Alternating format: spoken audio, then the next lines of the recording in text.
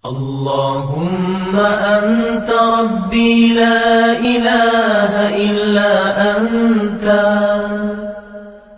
خلقتني وأنا عبدك وأنا على عهدك ووعدك ما استطعت أعوذ بك من شر ما صنعت أبوء لك بنعمتك علي وأبوء بذنبي فاغفر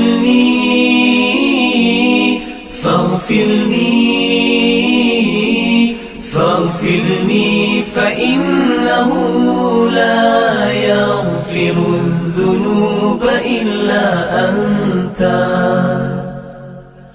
Ya Allah, Engkau Tuhanku, tiada Tuhan selain Engkau. Engkau ciptakan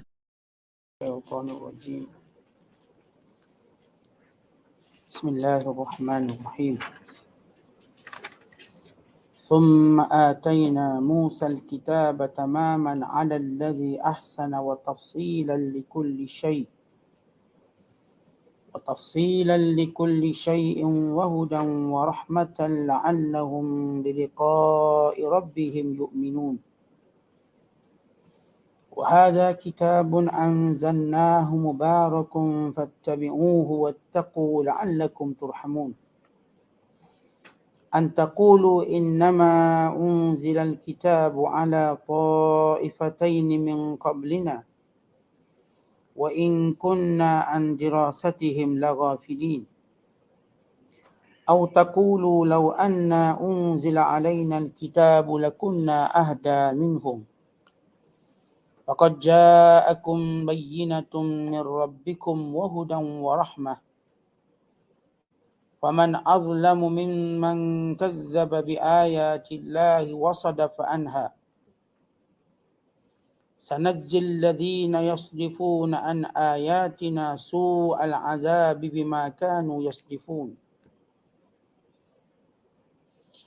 هل ينظرون إلا أن تأتيهم الملائكة أو يأتي ربك أو يأتي بعض آيات ربك يوم يأتي بعض آيات ربك لا ينفع نفسا إيمانها لم تكن آمنت من قبل أو كسبت في إيمانها خيرا قل انتظروا إنا منتظرون إن الذين فرقوا دينهم وكانوا شيعا لست منهم في شيء إنما أمرهم إلى الله ثم ينبئهم بما كانوا يفعلون. صدق Allahul Azim. Kemudian ketahuilah pula bahawa kami telah memberikan kepada Nabi Musa kitab Taurat untuk menyempurnakan kemuliaan dan nikmat kami kepada orang yang telah berbuat baik menjalankan ajaran kitab itu, iaitu Nabi Musa, dan untuk menerangkan tiap-tiap sesuatu serta menjadi petunjuk dan rahmat supaya mereka beriman kepada pertemuan dengan Tuhan mereka pada hari akhirat kelak. Dan ini sebuah kitab Al-Quran yang kami turunkan, yang ada berkatnya, banyak manfaatnya. Oleh itu hendaklah kamu menurutnya dan bertakwalah kepada Allah. Mudah-mudahan kamu beroleh rahmat.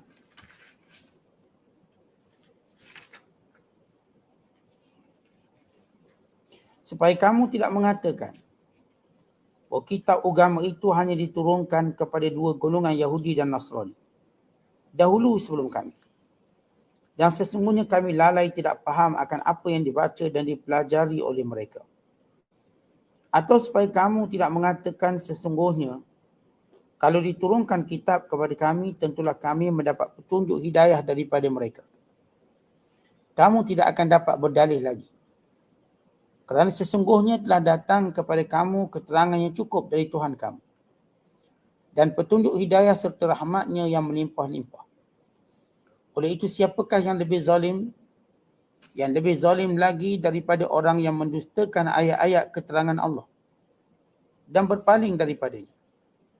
Kami akan membalas orang-orang yang berpaling dari ayat-ayat keterangan kami dengan azab seksa yang seburuk-buruknya, disebabkan mereka sentiasa berpaling mengingkarinya. Apakah yang ditunggu-tunggu oleh mereka yang tidak beriman itu? Mereka tidak menunggu melainkan kedatangan malaikat yang mencabut nyawa mereka, atau kedatangan azab Tuhanmu, atau kedatangan sebahagian dari tanda-tanda Tuhanmu yang menjadi alamat hari kiamat. Pada hari datangnya, sebahagian dari tanda-tanda Tuhanmu itu tidak berfaedah lagi iman seorang yang tidak beriman sebelum itu, atau yang tidak berusaha mengerjakan kebaikan mengenai imannya. Katakanlah, tunggulah kamu akan apa yang kamu berhak mendapatnya.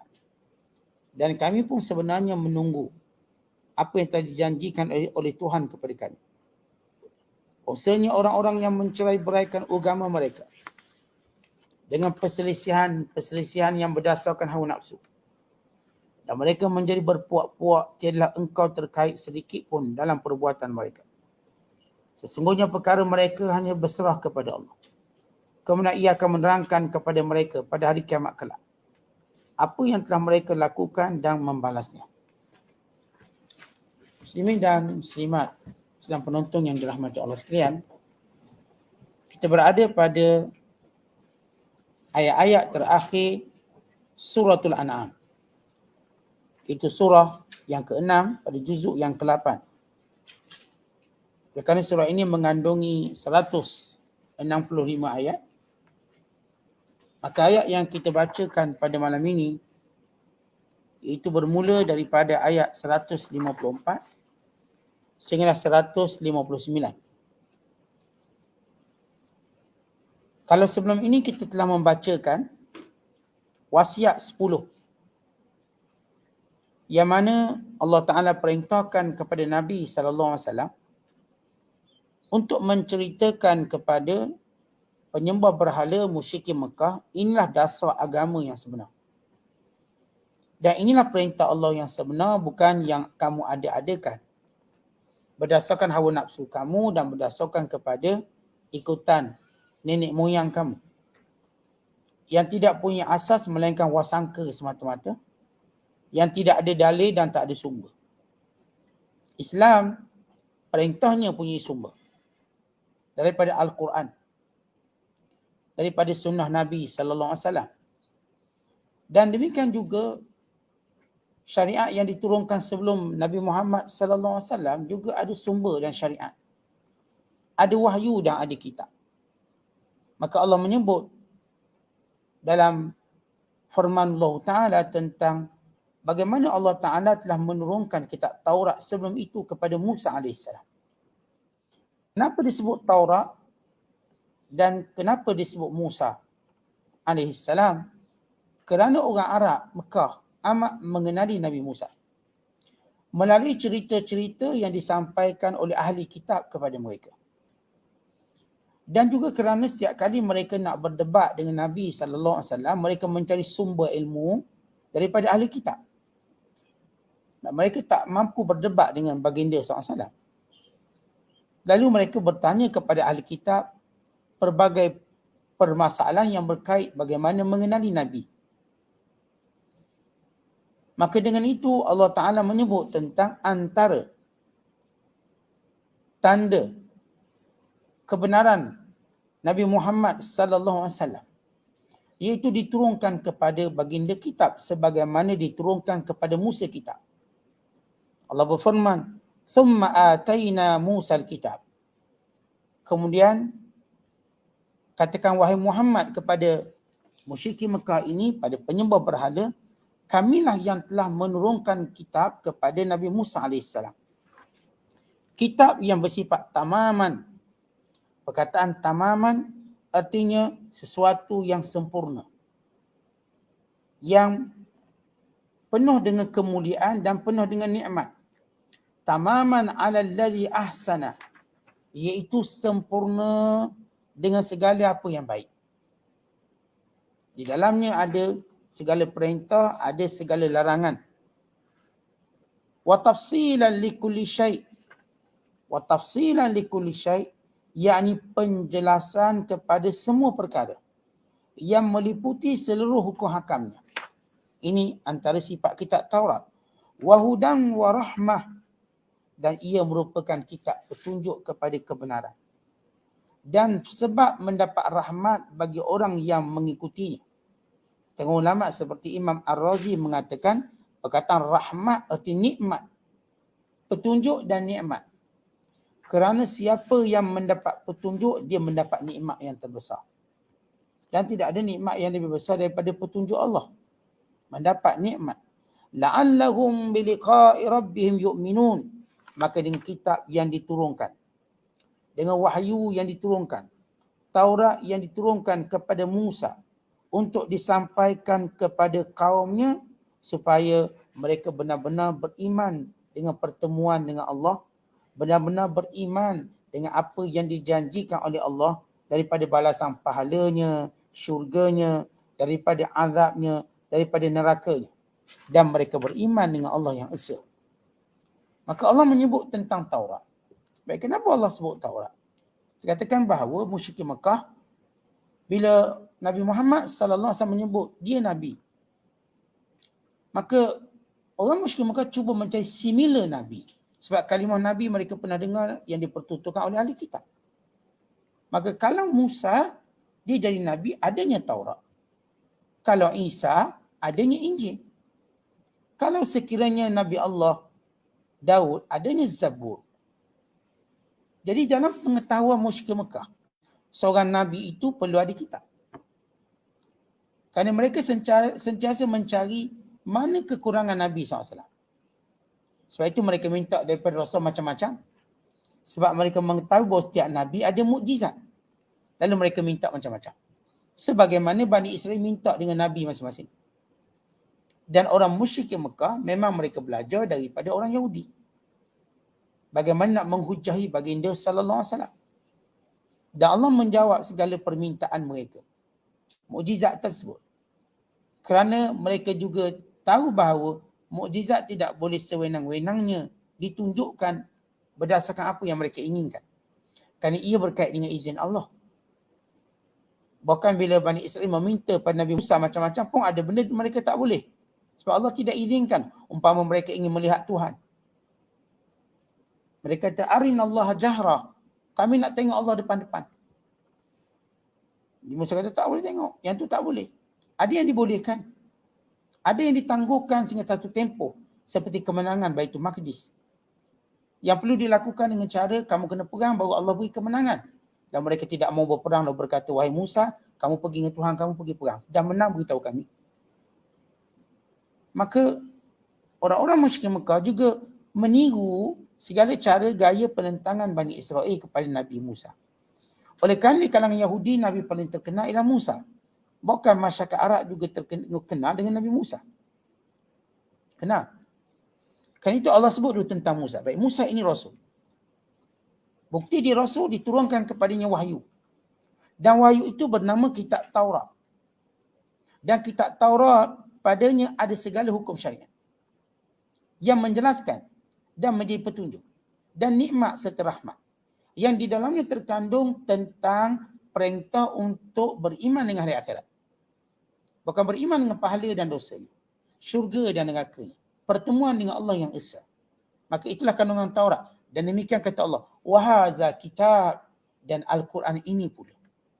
Ini Al-Quran yang kamu dibacakan oleh Nabi Muhammad SAW. Anzalnahu, kami turunkannya. Mubarakun, yang mengandungi berbagai kebaikan. Yang sempurna. Yang ada keberkatan. Fattabi'u, maka ikut kitab ini. Wattaqu, dan takutlah kamu pada Allah. La'allakum turhamun. Baik, barangkali kamu akan kata, Musa ada kitab. Maka kalau kamu wahai Muhammad, Nabi, mana dia kitabnya? Maka Allah jawab dulu sebelum mereka cakap. Ini Al-Quran. Kalau sekiranya Bani Israel menganggap kitab Taurat rahmat pada mereka dan panduan syariat mereka, kamu wahai orang Arab musyrik Mekah, kamu wahai manusia, Ini Al-Quran yang Allah anzalna, Allah turunkannya. Mubarakun, yang penuh dengan keberkatan. Kitab Mubarak. Mubarak, ini keberkatan Al-Quran ini kerana ia terjamin daripada dipinda dan daripada diubah. Mubarakun, kerana manfaat ilmunya tidak pernah habis. Kita kaji macam mana pun Al-Quran, ilmunya tak pernah habis. Mubarak kerana hukum hakamnya yang berterusan sampai hari kiamat, tidak ada nasah mangsuh. Berbanding kitab Taurat ada hukum yang dihilangkan. Tetapi Al-Quran semua hukum-hukumnya sabit. Tidak akan lagi berubah sampai hari kiamat. Kalau sembahyang, sembahyanglah sampai kiamat. Puasa, puasalah sampai kiamat. Tidak sebagaimana Taurat. Diubah dengan cara mereka mengubahnya. Dan diubah dengan cara turunnya Al-Quran yang mengubah hukum tadi. Tidak lagi seperti itu. Dinasahkan dipanggil, mangsuh. Maka ini Al-Quran yang tidak dimangsuhkan. Dan disebut sebagai mubarakun kerana dia menjadi sebab-sebab hidayah yang berterusan. Bukan sekadar zaman Nabi Muhammad SAW saja, sampai akhir zaman. Ia berbeza dengan Taurat. Taurat dia jadi petunjuk pada zaman tu je. Bila lahir Nabi Muhammad SAW, dia tidak lagi bersifat petunjuk. Dia dah habis. Dia tak valid lagi. Tetapi Al-Quran terus valid. Kerana sifat mubarak dia terus menjadi petunjuk. Bukan sekadar dahulu orang-orang Arab mendapat petunjuk dengan Al-Quran lalu mereka beriman. Bukan kalangan jin. Inna sami'na Qur'anan ajaba yahdi ila rushd fa'amanna bih walan nusyrika bi rabbina ahada. Kami mendengar Al-Quran yang menakjubkan, yang memberi petunjuk kepada kami. Yang memberi petunjuk kepada kami, maka kami pun beriman. Sebagaimana Al-Quran juga beri petunjuk pada kita hari ini. Dan pada generasi yang akan datang. Kalau masih ada lagi, kalau tak kiamat. Sebagaimana Al-Quran telah memberikan petunjuk pada generasi sebelum kita. Datuk nenek moyang kita. Semuanya mendapat petunjuk dari Quran. Sebab itu tuan-tuan kita orang beriman. Tidak boleh berpisah dari Quran. Membacanya, mentadaburinya, mempelajarinya. Kerana ia adalah petunjuk yang sebenar. Ia petunjuk yang sejati. Hatta kata Nabi SAW, bila berlaku saya perselisihan, kita kembali kepada Al-Quran. Kembali kepada sunnah. فَإِن تَنَازَعْتُمْ فِي شَيْءٍ فَرُدُّوهُ إِلَى اللَّهِ وَالرَّسُولِ إِن كُنتُمْ تُؤْمِنُونَ بِاللَّهِ وَالْيَوْمِ الْآخِرِ ذَلِكَ خَيْرٌ وَأَحْسَنُ تَأْوِيلًا. Sekiranya kamu berselisih dalam pendapat dalam sesuatu perkara, kembali pada Allah. Yang kembali kepada Al-Quran dan sunnah. Demikian itu sebaik-baik cara dan sebaik-baik penjelasan dan penerangan. Baik, kita Al-Quran ini sifatnya mubarak. Kerana apa mubarak? Kerana ia adalah pemisah antara syurga, pemisah antara orang beriman dengan orang yang tidak beriman. Kita Al-Quran ini mubarak kerana di dalamnya terkandung hukum hakam yang bersifat rahmat kepada kamu. Berkat. Hukum hakam dalam Al-Quran ini penuh dengan keberkatannya. Maka ini yang disebut sebagai hadza kitab anzalnahu mubarak fattabi'u. Kerana itu hendaklah kamu mengikuti. Ikut Quran. La'allakum wattaqu, dan takutlah Allah Ta'ala. La'allakum, semoga kamu mendapat rahmat daripada Allah Subhanahu Wa Ta'ala. Kemudian Allah Ta'ala menjelaskan. Au taqulu innama, atau nanti kamu kata macam ni, kalau Quran tak diturunkan. Katakan Nabi Muhammad sallallahu alaihi wasallam berdakwah tanpa ada Quran. Nanti kamu akan kata, orang Yahudi dan orang Kristian, mereka telah diturunkan kitab. Atau misalnya kata Rasulullah, kalau Rasulullah berdakwah, dia cukup baginda berkata gini, aku bawa risalah Allah. Jadi rujukan kita ialah Taurat dan Injil. Lalu mereka akan kata, itu Taurat Injil bukan dalam bahasa Arab, kami tak faham. Kalau baginda sallallahu alaihi wasallam berpandukan dakwah Rasulullah kepada Taurat dan Injil, nescaya mereka akan kata begini, wa in kunna an dirasatihim laghafilin, kami tak faham bahasa tu. Macam mana nak dapat petunjuk? Kami tak faham. Atau au taqulu, atau kamu berkata, law anna unzila alaina alkitab, kenapa kita sendiri tidak ada kitab? Orang Yahudi ada kitab Taurat, Injil, orang Kristian ada kitab Injil. Kenapa kita orang Mekah ni tak ada kitab suci sebagaimana mereka? Kalaulah turun kitab suci, kami akan berpegang dengannya lebih hebat daripada mereka. Sebab kami lebih cerdik daripada mereka. Jadi Allah Ta'ala dah turunkan siap-siap Al-Quran sebelum mereka bercakap macam tu. Kata gini, kalau kita ni berhadapan dengan orang yang cukup kritik je. Kita macam dah baca, dia akan nak kritik apa? Dia akan kritik apa? Okey, kita pun angkat nasi. Nasi ni sedap kalau ada budu, dah siap budu. Ni budu. Budu ni kalau ada petai besar, petai pun dah ada. Petai ni tak sempurna kalau aku tak ada tempoyak. Tempoyak pun dah ada. Apa benda yang nak sebut? Kita dah prepare. Maka dia tak ada apa nak cakap kekurangan di mana. Mana kekurangan? Orang, oleh kerana musyrik Mekah, mereka sentiasa mencari kekurangan untuk tolak dakwah. Lepas mereka minta mukjizat, lepas mereka macam tu, macam ni. Maka Al-Quran menjawab satu persatu. Sebahagian jawapan itu ialah menjawab persoalan yang mereka timbulkan sekarang. Sebahagian jawapan itu ialah persoalan yang mereka bakal timbulkan. Maka Allah dah jawab dulu. Kalaulah kami tidak turunkan Al-Quran, nescaya kamu kata, takkanlah kami nak rujuk kitab Taurat Injil, bukan kami faham. Atau kamu akan kata, kenapa kami tak ada kitab suci macam mereka? Kalau ada, kami akan berpegang lebih kuat pada mereka. Turunkan kitab suci tadi. Kami ini lebih cerdik pada mereka. Maka kata Allah, au taqulu law anna unzila alaina alkitab lakunna ahda minhum faqad ja'akum bayyinatun min rabbikum. Ini di kitab, sudah pun turun kepada kamu. Sudah pun datang kepada kamu keterangannya daripada Tuhan kamu. Wahudan, dan bersifat petunjuk di dalamnya, dan rahmat kepada kamu. Kemudian Allah menjelaskan, faman azlamu mimman kadzdzaba bi ayatillah wa sadafa anha. Dan sesudah turun kitab ini, orang yang paling jahat, yang pertama orang yang mendustakannya, yang mengatakan ia bukan dari Allah. Walau kamu tahu mukjizatnya, kamu tahu bahasanya, kamu tahu ini bukan datang daripada Nabi Muhammad sallallahu alaihi wasallam. Ini bukan bahasa Rasulullah, ini wahyu direct daripada Allah. Kamu tahu keindahan bahasa balaghahnya. Kamu kan penyair-penyair. Tentang kita kalau pakar bidang sesuatu, kita tahu benda ni nilainya macam mana. Kemudian kata Allah Ta'ala, wasadafa anha. Dalam kamu mendustakan, kamu pula berpaling daripadanya. Sanadzil ladzi, dan kami akan menghukum orang-orang yasdifuna an ayatina, yang berpaling daripada perintah-perintah kami. Su'al azab, dengan azab yang paling buruk. Bima kanu yasdifun, disebabkan kamu berpaling daripada apa yang Allah Ta'ala wahyukan. Dan Allah dah jawab soalan mereka tentang wahyu Al-Quran, kitab. Kemudian Allah cerita lagi. Sebenarnya apa lagi mereka nak? Seolah-olah kalau kita buka Al-Quran, semua hujah orang kafir dalam menolak Islam, sama ada mewakili musyrik Mekah waktu itu, sehingga orang kafir hari ini dan zaman-zaman akan datang, semua kitar hujah mereka ialah satu kitar semula, tidak lebih pada itu. Dan jawapan-jawapan itu sudah tersedia dalam Quran. Maka baca. Mereka nak cakap tentang apa tentang Islam. Semua dijelaskan. Mereka nak kata Al-Quran Nabi reka, Nabi cipta, telah diterangkan. Mereka nak kata bahawa kenapa Nabi itu tak ada mukjizat telah diterangkan. Apa yang menjadi persoalan hari ini? Sebab itu Al-Quran sudah menyediakan jawapan bagi menunjukkan ia datang dari Allah.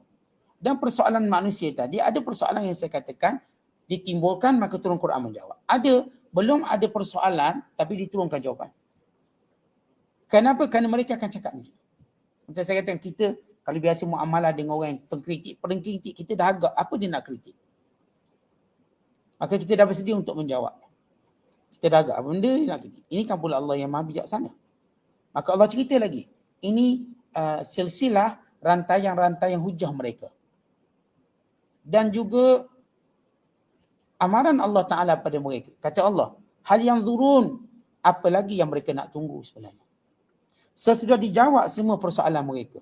Sesudah dijawab semua hujah mereka. Sesudah dijelaskan semua kekeliruan mereka. Sesudah zahir kebenaran Al-Quran dan kebenaran Nabi Muhammad SAW. Apa mereka nak? Apakah mereka nak tunggu illa an ta'tiyahumul malaikah? Mereka nak tunggu datang malaikat maut cabut nyawa mereka. Allah beri amaran yang 3 amaran. Kalau kamu tidak mau beriman sesudah datang segala keterangan, datang segala bukti, datang segala penjelasan yang cukup jelas dengan bahasa kamu, dengan mukjizatnya, maka apakah kamu cuma menunggu 3 benda ni je. Sama ada kamu tunggu malakul maut, au ya'tiya rabbuka, atau kamu sedang menunggu azab Allah yang sedang menanti kamu, au ya'ti ba'du ayati rabbik, atau kamu menunggu tanda-tanda kiamat. Bila berlaku tanda-tanda kiamat tertentu, yauma ya'ti ba'du ayati rabbik, bila datang tanda-tanda kiamat tertentu, la yanfa'u nafsan imanuha, maka iman waktu itu tidak akan lagi diterima. Lam takun amanat min qabl, yang tidak beriman sebelumnya, au kasabat fi imaniha khairah, atau baru nak tambah amalan, tidak diterima. Qul intaziru, maka katakan pada mereka, wahai Muhammad, tunggulah, tunggu. Inna muntazirun, kami juga menunggu macam kamu. Baik, bila Allah Ta'ala beri amaran kepada golongan yang tidak mahu menerima Islam, golongan yang tidak mahu menerima kebenaran Islam, maka kata Allah, apakah mereka ini menunggu salah satu daripada 3 yang merupakan penyesalan mereka, iaitu tunggu malakul maut yang akan mengambil nyawa mereka. Masa itu tak ada gunalah penyesalan. Atau mereka tunggu azab Allah.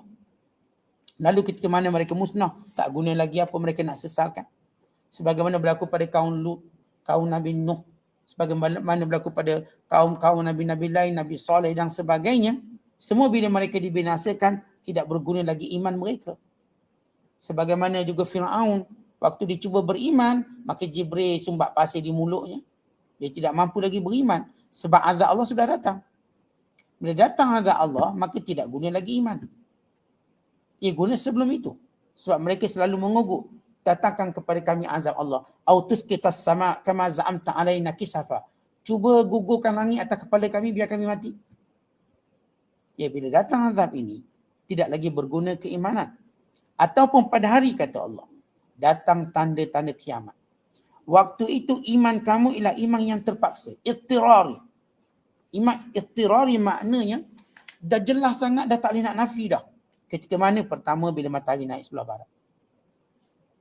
Manusia, tuan-tuan, bila dia tengok matahari naik sebelah barat, maka ketika itu dia ingin beriman. Sabda Nabi SAW, la taqumus sa'ah hatta tatla' asy-syamsu min maghribiha. Fa idza ra'aha an-nas amana man 'alayha fadzalika hina la yanfa'u nafsan imanuha lam takun amanat min qabl. Wa fi lafzin fa idza tala'at wa ra'aha an-nas amanu ajma'un wa dzalika hina la yanfa'u nafsan imanuha lam takun amanat qabl. Summa qara'a hadhihi ayah. Kata Rasulullah, tidak akan berlaku kiamat sehingga matahari naik sebelah barat. Ketika mana manusia melihat matahari naik sebelah barat, mereka beriman semuanya. Semua beriman. Yang kita katakan semua berhala beriman, yang tak ada agama beriman, semua. Tetapi hari itu, kata Nabi SAW, hari yang Allah sebut dalam ayat yang kita bacakan, la yanfa'u nafsan imanuha lam takun amanat min qabl, tak berguna lagi iman yang tidak beriman sebelum itu. Dalam hadis yang lain, Nabi kata, salasun idza kharajna la yanfa'u nafsan imanuha lam takun amanat min qabl. Ada 3 perkara. Bila dia keluar, maka iman pada waktu itu tidak lagi berguna, tak guna. Yang pertama, keluar matahari sebelah barat. Yang kedua, bila keluarnya Dajjal. Yang ketiga, bila keluarnya binatang daripada bumi. Baik, ada pun matahari keluar sebelah barat, kita maklum. Matahari bila keluar sebelah barat, dia tanda kiamat tapi belum kiamat. Di mana disebut dalam hadis yang lain, malam itu malam yang panjang. Sehingga ahli ibadat merasa lamanya ibadat malam ni, mereka seronok. Manakala ahli ghaflah, mereka tu tidur. Setiap kali mereka bangun masih malam. Kenapa malam lagi? Kerana matahari ia hilang selama 3 hari. Sujud di sisi Allah, tak keluar selama 3 hari. Dan golongan yang buat maksiat, mereka buat maksiat malam tu. Lalu mereka kata, lamanya kami berjoget malam ni. Lamanya kami minum arak malam ni. Lamanya. Sebab 3 hari malamnya, ia malam. Dan pada keesokan harinya, bila mereka bangun tidur, mereka nampak siang, matahari sebelah barat. Lalu berlakulah hiruk pikuk manusia. Kegemparan yang dahsyat. Berita terkini yang menggegarkan dunia sehingga mereka beriman semuanya. Maka iman itu tidak berguna. Yang kedua, bila Dajjal muncul. Bila Allah lepaskan Dajjal, Yang beriman, yang kafir. Tak tambah, tak berkurang. Maksudnya, yang kafir itu terus akan ikut Dajjal. Dia tak akan lagi beriman bila melihat Dajjal. Tidak. Yang beriman terus jaga iman dia. Yang munafik akan ikut Dajjal. Waktu itu tak guna. Bila lihat Dajjal mati kena bunuh pun dah tak guna untuk beriman. Habis. Dan yang ketiga, keluarnya binatang dari bumi. Dabbatul ard. Tukallimun nas annan nasa kanu bi ayatina la yuqinu. Binatang ini tuan-tuan dia akan keluar daripada Bukit Safa. Dia akan keluar daripada Bukit Marwah. Daripada Bukit Marwah dia akan keluar. Dan dia boleh bercakap. Binatang ni boleh bercakap. Dan dia akan berkata bahawa manusia tidak yakin kepada ayat Allah. Bila seorang cuba beriman kepada Allah, maka binatang ini akan buat satu tanda bahawa iman ini tidak diterima. Manakala orang yang sudah pun beriman, dia letakkan satu tanda bahawa imannya sudah diterima. Ini bila keluar binatang yang disebut Dabbatul Ard, sebenarnya Allah sebut dalam Al-Quran, yang dikeluar daripada kita katakan di kawasan Marwah, dan dikeluar dan dia mula menanda-nandakan. Orang beriman ditanda dengan satu tanda, dan orang kafir ditanda dengan satu tanda. Maka waktu itu beriman dah tak guna. Jadi kalau orang baru nak beriman dah tak guna. Kerana itu Allah Ta'ala kata baik tunggu, dan kami akan menunggu keadaan waktu itu. Kemudian Allah menyebut, innal ladzina farraqu dinahum wa kanu syi'a. Orang-orang yang memecah belahkan agama mereka dan mereka menjadi berpuak-puak. Kamu tak ada kena mengena dengan mereka wahai Muhammad. Innama amruhum, urusan mereka itu kepada Allah. Summa yunabbi'uhum bima kanu yaf'alun. Dan Allah akan memberitahu apakah yang mereka lakukan itu. Baik, Allah Ta'ala nak ceritakan bahawa setiap kali datang kebenaran, maka akan ada kelompok-kelompok yang merosakkan kebenaran. Lalu menjadikan agama ini berpuak-puak. Setiap Nabi dibawa kebenaran, maka selepas Nabi itu wafat, maka akan ada orang cuba menyandarkan agama Allah dengan tambahan-tambahan baru, bid'ah-bid'ah baru. Yang memecah belahkan agama. Yang tak ada kena mengena dengan Islam. Lalu mereka buat macam-macam bid'ah yang tak ada kena mengena dengan Islam. Maka kata Allah Ta'ala, wahai Muhammad, sekiranya berlaku perpecahan selepas itu, maka kamu tak ada kena mengena.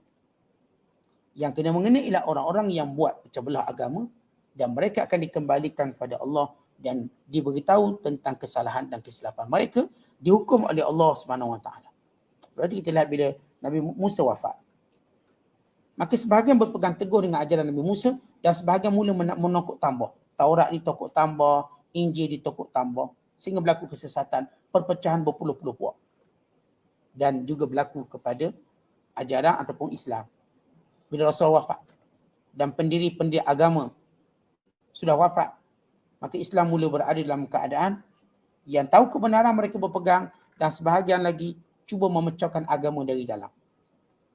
Lalu mula mereka macam-macam. Tapi mereka nak nisbahkan diri mereka pada Islam lagi. Mereka mengaku bahawa ada Nabi lain lagi selepas Nabi Muhammad. Lailah agama Qadiani. Mereka mengatakan tak wajib semayang, tak wajib puasa. Lailah agama Batiniyah. Mereka memperbolehkan semua perbuatan. Maka lahirlah golongan disebut Bahaiyah. Dan lahir Islam dan juga kelompok yang masih nak mengaku Islam, tapi dia telah memecah belahkan sumber-sumber dalam Islam. Maka kata Allah, kalau ini berlaku wahai Muhammad, kamu tak ada kena mengena. Sebab kamu ajak tauhid yang sebenar. Maka mereka ini akan dihisab oleh Allah. Maka itu tak perlu kamu fikirkan. Untuk Allah Ta'ala menceritakan pada kita, setiap kali tertegak kebenaran, akan ada yang cuba menyelewengkannya. Sebab itu kita memohon pada Allah, setiap solat kita, ihdinas siratal mustaqim, tundukkan kami jalan yang lurus. Wallahu mustawab. Assalamualaikum warahmatullahi wabarakatuh.